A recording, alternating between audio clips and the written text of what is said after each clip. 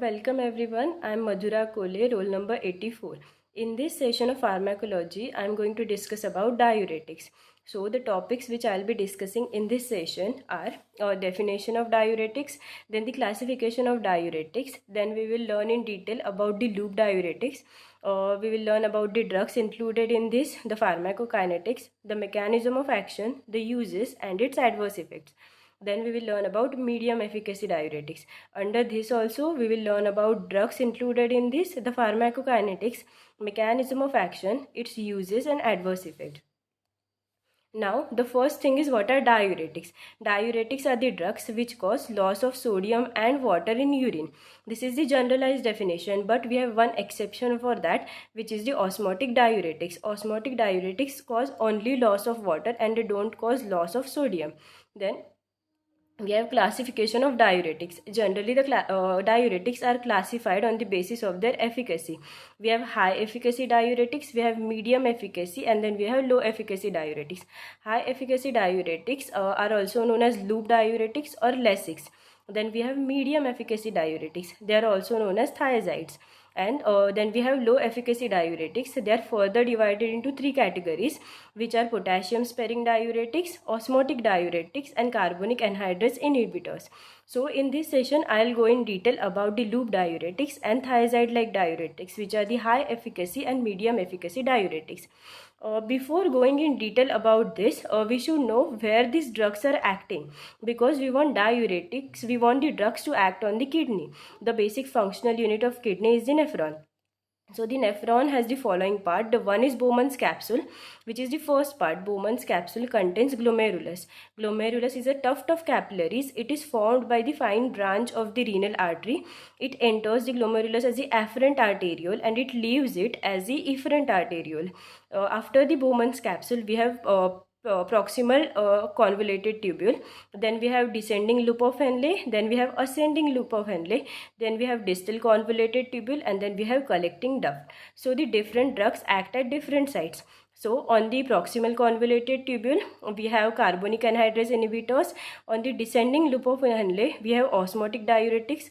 On the ascending limb of loop of Henle we have loop diuretics. Then on the distal convoluted tubule we have thiazides, and on the collecting duct we have potassium sparing diuretics.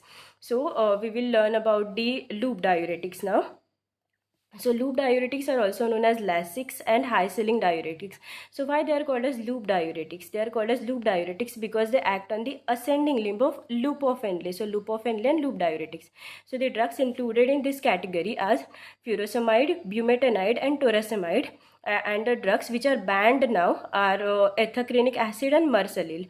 Then the pharmacokinetics. What is pharmacokinetics? How the drugs is absorbed inside the body, how it is distributed, how it is metabolized in the different organs like liver, and how it is excreted from the bile. That is, whether it is excreted from the urine or it is excreted from the bile or feces.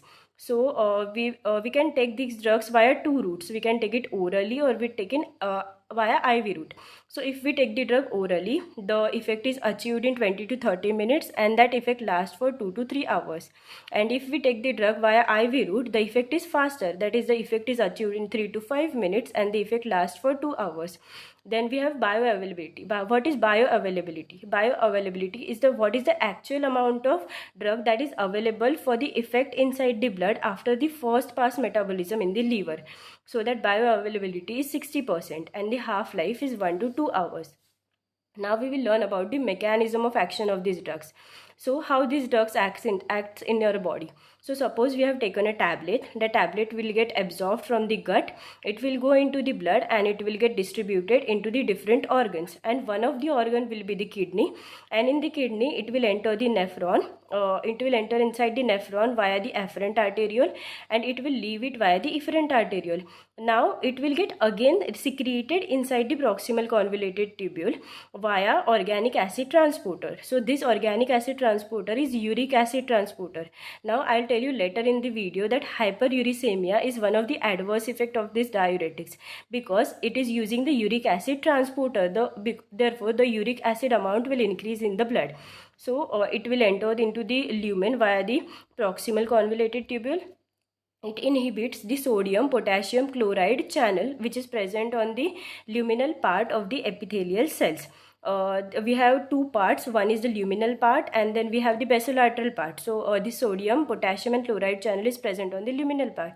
It is blocked by these drugs. Then how they block? They attach at the chloride binding site of this drug. Chloride binding site of this channel. Then it decreases the reabsorption of these ions.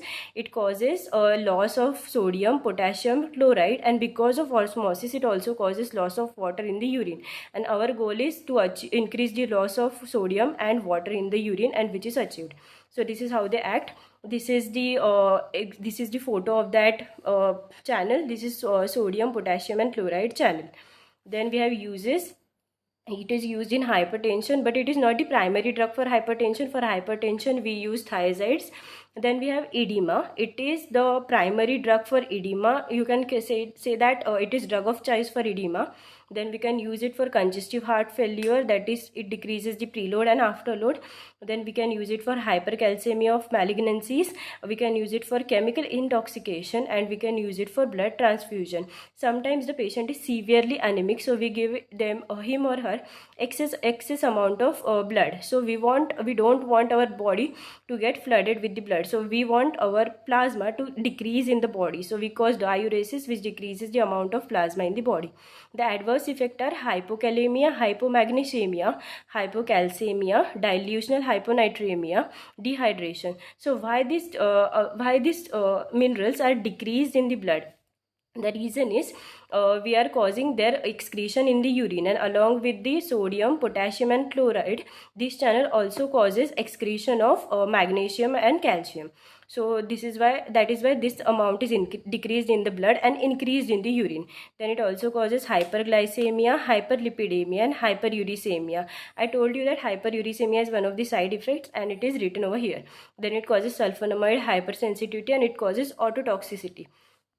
Now we will learn about the medium efficacy diuretics. They are also known as thiazides. So the drugs included in this category are benzothiazines, which includes hydrochlorothiazide and hydroflumethiazide. Then we have thiazide-like drugs, which are chlorthalidone, metalazone, zipamide and indapamide. Then we will learn about the pharmacokinetics. It is given orally. It has good absorption. The onset of action is 1 hour, and the different drugs in this category have different half-lives. Then we will learn about the mechanism of action. It similarly gets absorbed inside the body. It is secreted in the proximal convoluted tubule via uric acid transporter, same as loop diuretics. But now it acts on the sodium chloride channel, which is present on the distal convoluted tubule. Therefore, the absorption of sodium and chloride is decreased. Along with sodium chloride, the absorption of magnesium and sodium is also decreased, but it is decreased to a very small extent, which is negligible. So it causes increase of concentration of sodium chloride, and due to osmosis, also loss of water into the tubular fluid, that is urine. So it causes diuresis. This is the photo, and you can see the sodium chloride channel, which is present on the luminal membrane of distal convoluted tubule, and it is blocking it. Now we will learn about the uses and adverse effect. The uses are hypertension, edema, congestive heart failure, hypercalciuria with renal calcium stones, and diabetes insipidus. Now in this case, thiazides are the drug of choice for hypertension, but it is not the preferred drug for edema. Loop diuretics are the preferred drug for edema, and thiazide-like diuretics, they are the preferred drug for hypertension. Then we can use them for diabetes insipidus. Now the question is, why they are used in diabetes insipidus? These thiazide-like diuretics, they have both diuretic and antidiuretic action at different concentrations. So we can use them in diabetes insipidus also.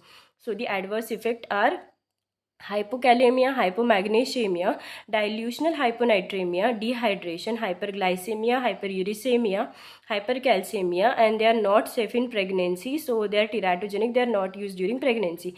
The difference in loop diuretics and this thiazide-like diuretics, that is, loop diuretics causes a decrease in calcium level, and this thiazide-like diuretics, they cause increase in calcium level by inducing the parathermal receptors which are present in the DCT. Now we will learn about some MCQs which are related to these topics. The first MCQs is all of the following diuretics inhibit sodium potassium chloride symport except. So we know that sodium potassium chloride symport is inhibited by loop diuretics. So we have furosemide, thiazide, ethacrenic acid and mersalil. So the option is obviously thiazide, which is a medium efficacy diuretic and not a loop diuretic. Then the second question is loop diuretics act on. The first option is PCT, second is GCT, then we have thick ascending limb of loop of Henle and collecting duct. We know that loop diuretics act on the thick ascending limb of loop of Henle. That is why they are called as loop diuretics. Then the third question is following is true about furosemide. Furosemide is a loop diuretic. So the first option it is given only by IV route. So no, it can be given by oral route also. Second, it causes mild diuresis. No, it is high efficacy diuretic, so it causes not mild diuresis, it causes severe diuresis. Third is it is used in pulmonary edema. Yes, loop diuretics are one of the drug of choice for edema. The last option is it acts on PCT. No, it acts on the ascending limb of loop of Henle. So answer is C. The fourth question is which drug can precipitate hypercalcemia? We know that hypercalcemia is caused by the thiazides. So the option is spironolactone. No, which is low efficacy diuretic. The second is hydrochlorothiazide. Yes, it is a thiazide. Third is furosemide. No, it is a high efficacy diuretic. And D is mannitol. It is also low efficacy diuretic. So the answer is B, hydrochlorothiazide. Then the last MCQ is thiazide diuretics cause all except. So the first is hyperglycemia. Yes, they do cause hyperglycemia. Second, increased calcium excretion. Then we have third we have useful in congestive heart failure, and D we have decreased uric acid secretion. Yes, they cause decreased uric acid secretion because they use uric acid transporter. They are useful in congestive heart failure, but they do not cause increased calcium excretion. They decrease the calcium excretion, which is opposite to the loop diuretic. So the answer is B, which is increased calcium excretion. So thank you so much everyone for paying attention to this topic, and I hope so you enjoyed this session. Thank you.